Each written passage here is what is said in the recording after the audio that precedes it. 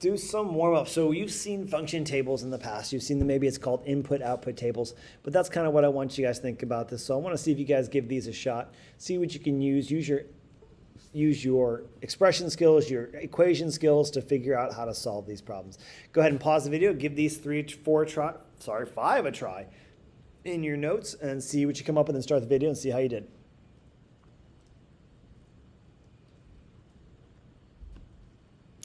All right, let me grab my pen and let's take a look at these. This would be x plus 3 is 3. Sorry, 0 plus 3. I don't know what I was thinking. 3 plus 3 is 6, and 7 plus 3 is 10. Over here, we've got 2x, so 2 times 0, well, that's still 0. 2 times 5 is 10, and 2 times 13 is 26. Oh, now we're working in reverse. So if I started with x divided by 2 to get my output, my input would be 6, 8, and 10. Over here, minus 3, so 0, if the output is 3, it's going to be 3, 5, and 8. You've got to use your add to use that same skill. And if the function rule is 3x minus 1, what is the output for 5? Well, 3 times 5 minus 1 is 16. All right, so today that's what we're going to be talking more about and exploring more about is our ability to work through function rules and tables. All right, so let's explore our function rules and tables. Well, what is a function? All right, and it's exactly what it is. It's a relation that assigns one output to every input. So like your grades. The idea behind that is if I get a 10 out of 10 on my homework, I'm always going to get 100. 100%, that is. Could be 10 points, could be 50 points, doesn't matter, but I'm still going to get the full grade. Okay? If I got 8 right out of 10, I'm going to get an 80. It's not going to be where I said, oh, if I got 8 out of 10, I got a 40. That's not going to be how that works. That's not how a function works, that if I get 8 out of 10, every time I get 8 out of 10, it's going to be 80% if the teacher's grading it that way. If that's the only way, that's the only output I get. I won't give an 80 to one person for 8 out of 10 and a 40 to another person for 8 out of 10. That's not a function. So as we keep going, we keep thinking, oh, function, function, function. So let's take a look at more vocabulary. So a function rule is an expression that describes the function relationship. So when we look at this, I'm going to cover up all this so they're not getting distracted. So a function rule will be something to explain, okay, well, so if we take our grades as our idea, if I got 8 out of 10, how did I get 80%? I multiplied my number correct, we'll call this x, okay?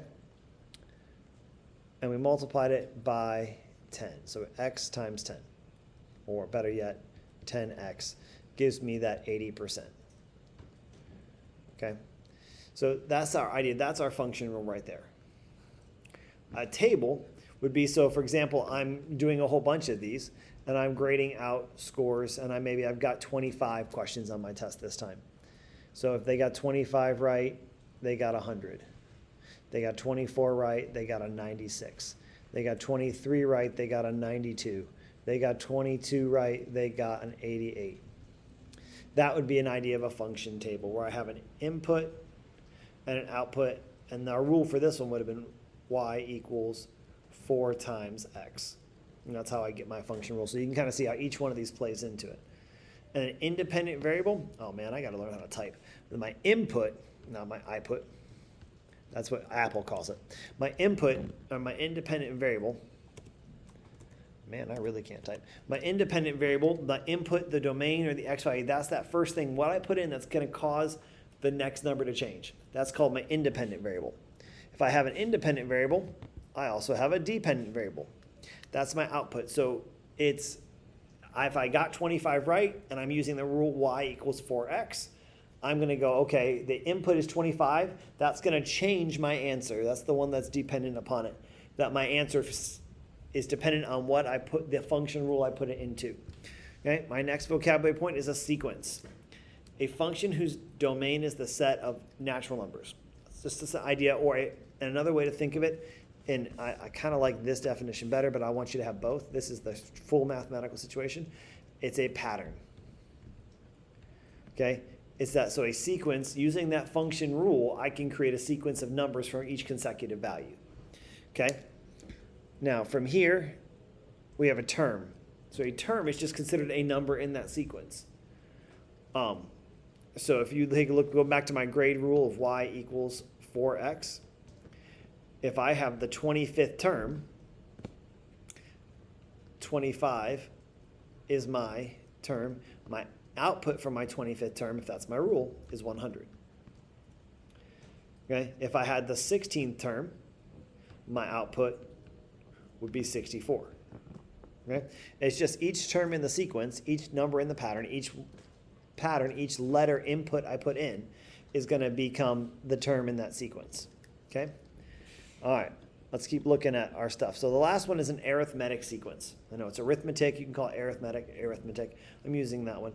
Each term is found by adding the same amount to the last term. So if I have 3, 6, 9, 12, I've added 3 each time, and that's how I find my answer. I add 3 to each previous term. That's what makes it an arithmetic sequence.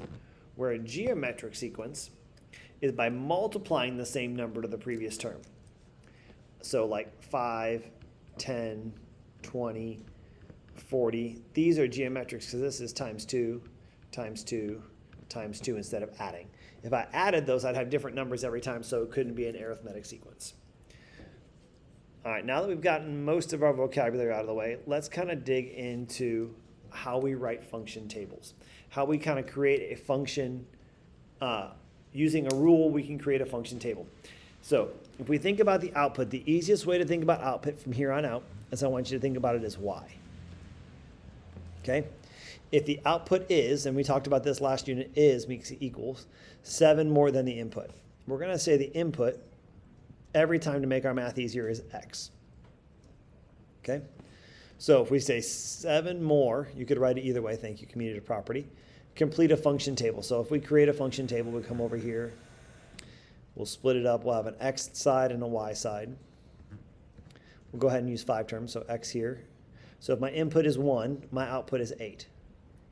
If my input is 2, my output is 9. 3, 10, 4, 11, and then we'd have 5 in this tiny space would be 12. Okay? Now it's your turn. Go ahead and create the function rule using what we just did with our y equals setup for the next one, and create a function rule. This time you only have to use 4 terms. Okay?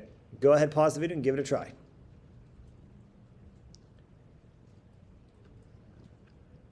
All right, so I'm going to go ahead and create my table first. My input, my output, 1, 2, 3, 4 terms. So my output is y is 6 more than the input, x plus 6. Or you can have 6 plus x, that's fine. This time I'm going to use 2, 3, 4, and 5.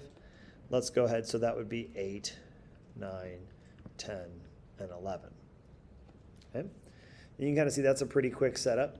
Now we take a look at this word problem. Another way to do this, and another way to think about this in terms is to go ahead and anything that's going to have the same repeating number every time can be written as this function and a function rule. So the Gomez family is traveling at a rate of 70 miles per hour. Okay?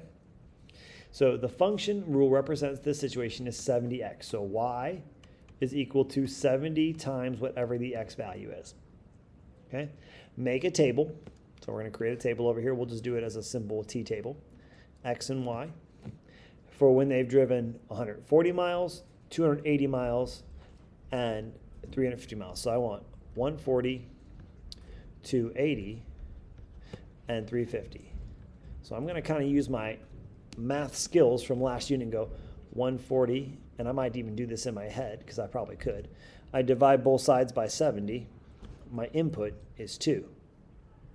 If I do the same thing, my input for this one would have been 4. My input here would have been, I know you'd answer that, that's 5. So now I can also graph this on a table. If I've got a coordinate plane where x is my horizontal axis and y is my vertical axis, I can say, oh, 2 over 140, that's like right about here. We'll say, it may not be perfect, but we'll say right there. 4 over 280, that's roughly right about here, let's say. 5 over 3, that's going to be the easiest one because I can get it right on the dot.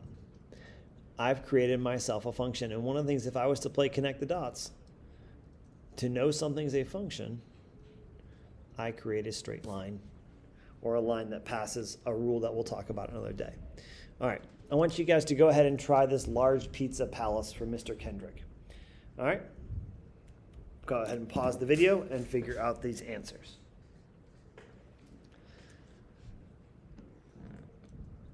All right, so we create our table here. We've got 108 on this side, 126, and 153. All right, so it's 9x, so y equals 9x is my rule. 108 equals 9x, and divide both sides by 9. Hey, I love this one. I can do this one quick.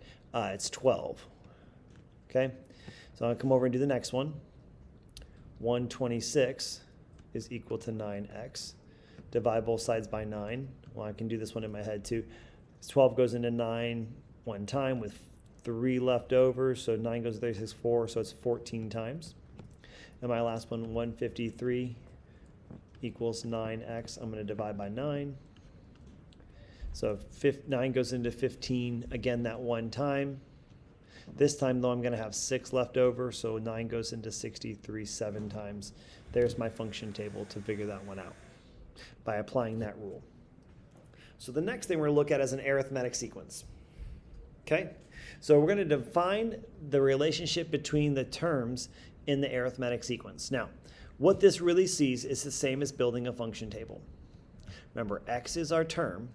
So our first term would be 7. Our second term is 14. Our third term is 21. My fourth term is 28. Now, an arithmetic sequence is done by adding the two to the previous term. But we're going to say it's a little different. Okay? So we know that every time we add them, I can't just write x plus 7 because that doesn't give me 7. So I've got to think another way to write this. So one of the things we do is we look and use this number. How can I use we'll call this the common difference, the difference of each number, to help me using my input to get my output. So our rule this time looks a little different. It's y equals 7x. So if I've got my terms, I could use this rule, or I could continue in the arithmetic sequence and go, oh, it's 35, 42, I don't know why I wrote 30 there, and 49. That would be for my fifth, my sixth, and my seventh term. Okay? But we could create that rule too to describe that relationship. All right, your turn to go ahead and try the relationship on this one. Now, this one, I'm going to tell you right now, is not a multiplication rule. Okay?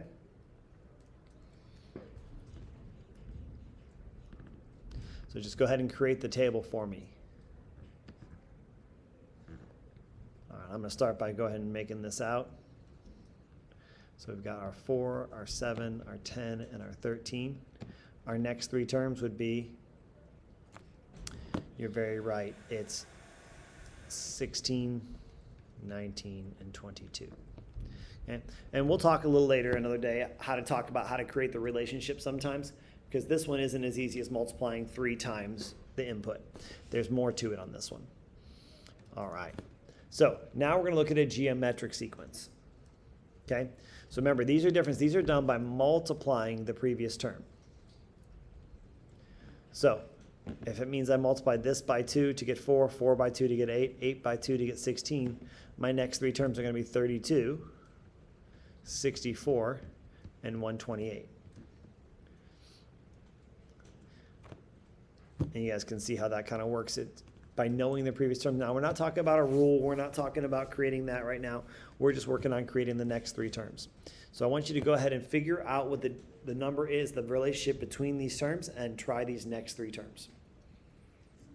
All right.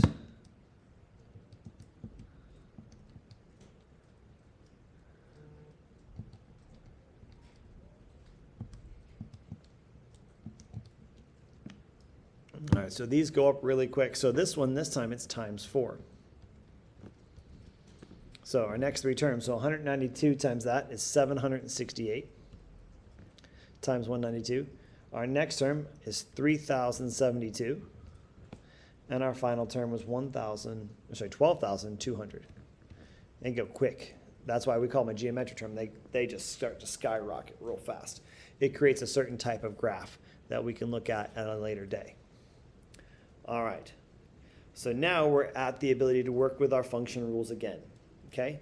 And really we're practicing writing our equations. Our function rules and equation between a relationship between x and y.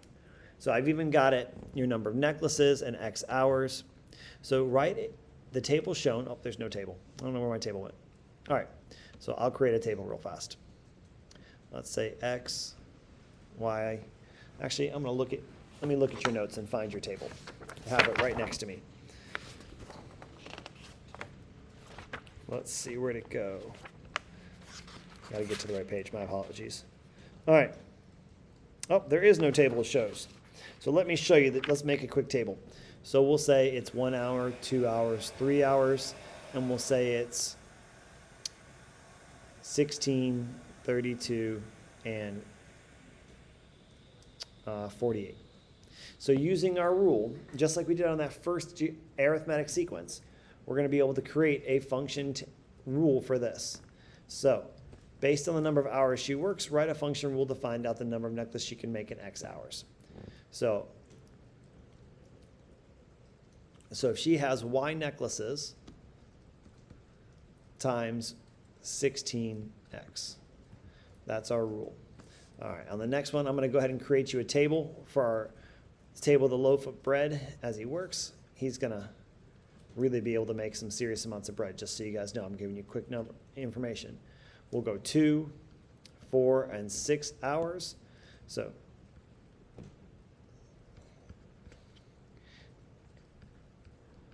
all right, so now you have a little bit of a challenge here. So go ahead and see if you can create the equation for this one to find out how you can relate x to y.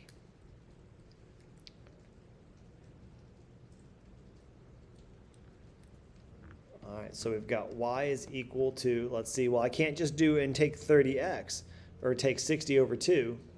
How many can he make in 1 hour? Well, he can make 30 loaves of bread per x hour. Okay. All right, now we've got a good head start on that one. We're all set to work on our homework. If you guys have questions, feel free to reach out and talk, and I'd be happy to help you work on these problems.